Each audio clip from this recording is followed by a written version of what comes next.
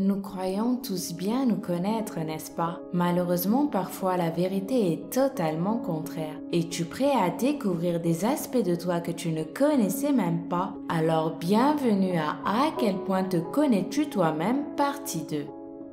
Fais très attention à toutes les questions que je vais te poser et essaye de te rappeler de toutes tes réponses. Tu peux aussi les écrire à chaque fois dans les commentaires pour être sûr de ne rien oublier. C'est bon? Tu es prêt? Alors commençons.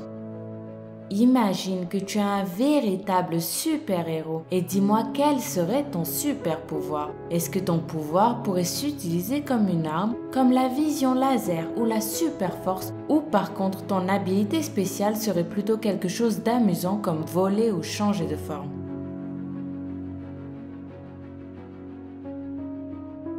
Et ton costume est-il inspiré d'un animal? Réfléchis bien et dis-moi quel est donc cet animal dont ton costume est inspiré.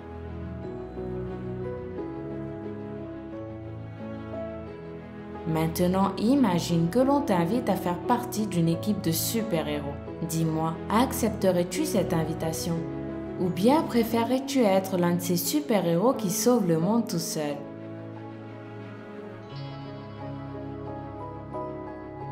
Et au fait, penses-tu que tu as une faiblesse dans une partie spécifique de ton corps? Si c'est oui, dis-moi dans quelle partie ta faiblesse se trouve.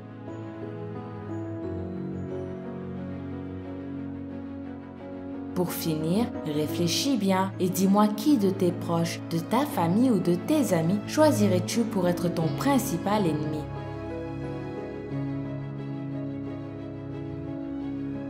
Passons maintenant aux réponses. Si tu as répondu à la première question que ton pouvoir pourrait être utilisé comme une arme, cela veut dire que tu es une personne qui affronte ses problèmes directement et rapidement. Par contre, si tu as choisi un type de pouvoir plutôt amusant, cela veut dire que tu ne prends pas des actions rapides contre tes problèmes et que tu préfères laisser faire le temps jusqu'à ce que ce soit trop tard ou jusqu'à que tu n'aies plus besoin de les affronter. Voyons maintenant la question de l'animal qui a inspiré ton costume. Plus l'animal que tu as choisi est petit, plus tu te sens à l'aise dans une relation sérieuse. Et dis-moi, tu te rappelles de ta réponse à l'idée de faire partie d'une équipe de super-héros? Si tu as choisi de rejoindre l'équipe, cela veut dire que tu sais exactement où tu veux être dans 10 ans. Et si tu as préféré rester tout seul, cela veut dire que tu es plutôt quelqu'un qui prend la vie comme elle vient et qui ne se préoccupe pas plus que ça de son avenir. Voyons maintenant dans quelle partie de ton corps se trouve ta faiblesse. En fait, plus elle est proche d'une zone vitale de ton corps, plus tu es sensible et ouvert à tes émotions.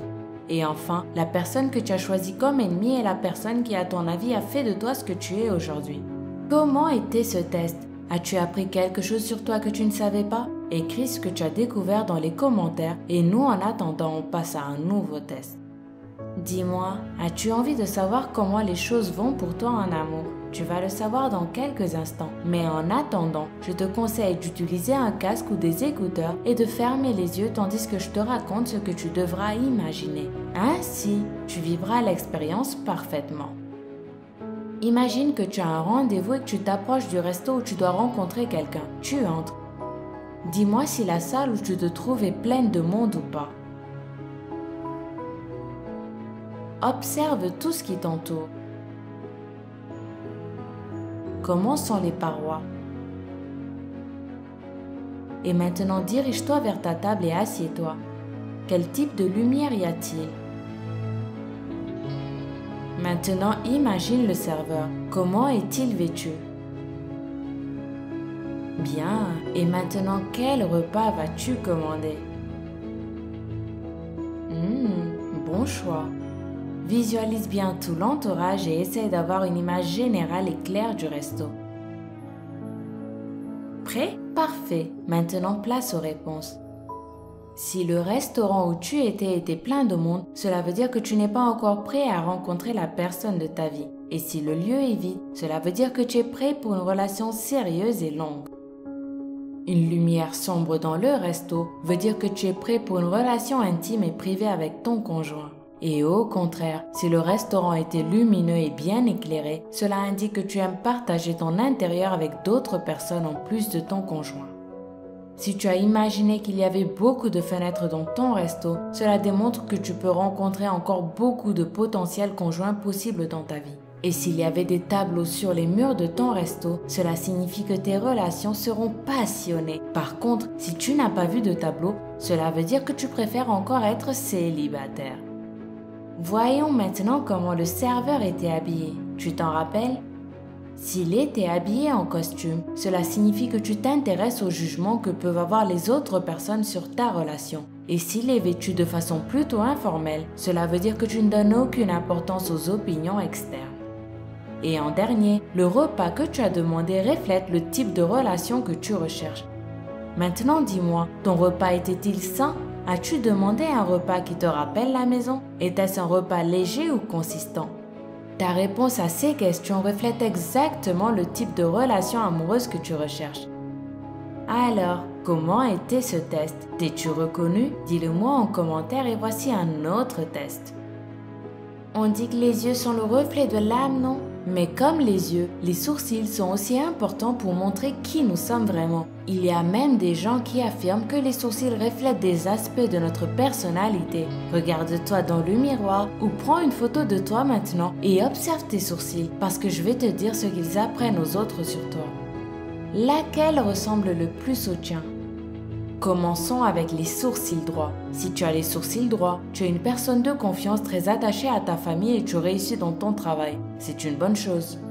Les sourcils arqués démontrent que tu as confiance en toi, tu es impliqué et sûr de toi. Tu es le roi du bal et tu te fais des amis très facilement. Et même si tu ne le montres pas, tu es créatif. Les sourcils descendants. Ils indiquent que tu es la personne la plus douce de toutes. Tu es une personne tendre et qui donne beaucoup aux autres, même si des fois ça peut te compromettre trop avec ton entourage. Tout le monde cherche ta compagnie parce que tu es une personne très agréable. Si tes sourcils sont ascendants, cela signifie que tu es une personne unique très particulière et très compétitive. Tu veux toujours le meilleur pour toi. Tu ne te conformes jamais aux règles. C'est pour cela que beaucoup peuvent te percevoir comme une personne arrogante, mais en réalité tu es né pour être le numéro 1. Et en dernier, les sourcils courbés. Ils révèlent que tu es une personne en qui tout le monde a confiance. Tu te caractérises par ton sens de la justice et ta volonté de coopérer avec les autres. Tu es patient et bon pour administrer les choses. Tu es sans doute une personne très aimée dans la vie. Et en dernier, nous allons faire un test qui dépend à 100% de ce que tu imagines. Pour cela, j'ai besoin que tu sois très relaxé avec ton casque ou tes écouteurs et que tu fermes les yeux. Prêt? Je veux que tu imagines un ciel. Imagine-le comme si tu étais dehors et pas assis ou couché dans ton lit. Imagine-le comme si à l'instant même tu le voyais. Tu as toute la liberté sur le contenu de ton ciel et tu peux y ajouter tous les détails que tu désires. Je te donne 15 secondes pour que tu puisses imaginer ton ciel.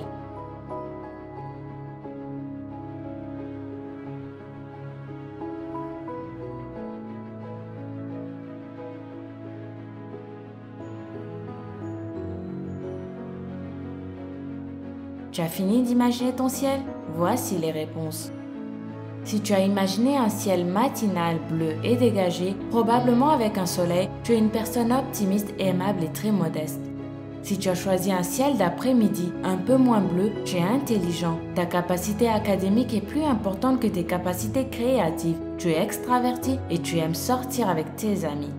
Tu as imaginé un ciel nocturne où il y a probablement des étoiles ou des lumières de ville. Cela veut dire que tu es une personne solitaire avec un coefficient intellectuel supérieur à la moyenne. Tu as aussi peut-être des habiletés artistiques. La majeure partie des gens qui imaginent un ciel nocturne sont souvent pessimistes et ne sont pas tout à fait satisfaits de leur vie. Si tu as imaginé un ciel avec des nuages blancs et spongieux, cela signifie qu'il y a encore des choses que tu veux découvrir. Tu aspires à vivre une vie pleine et productive. Si au contraire tu as imaginé un ciel gris ou sombre, couvert et pluvieux, il se peut que émotionnellement parlant tu sois très instable. Si tu as imaginé des oiseaux ou un avion par exemple, cela indique que tu cherches plus de liberté dans ta vie. Tu es un leader naturel et tu aimes être respecté par tes amis et ta famille. Si dans le ciel que tu as imaginé, il y avait quelque chose d'inhabituel qui n'avait rien à faire dans ce ciel, alors tu es une personne spontanée avec un bon sens de l'humour. Bien, nous arrivons à la fin du test. Comment l'as-tu trouvé? Est-ce que tous ces tests pris en globalité ont fini par montrer qui tu étais réellement? Ou bien je me suis complètement trompée?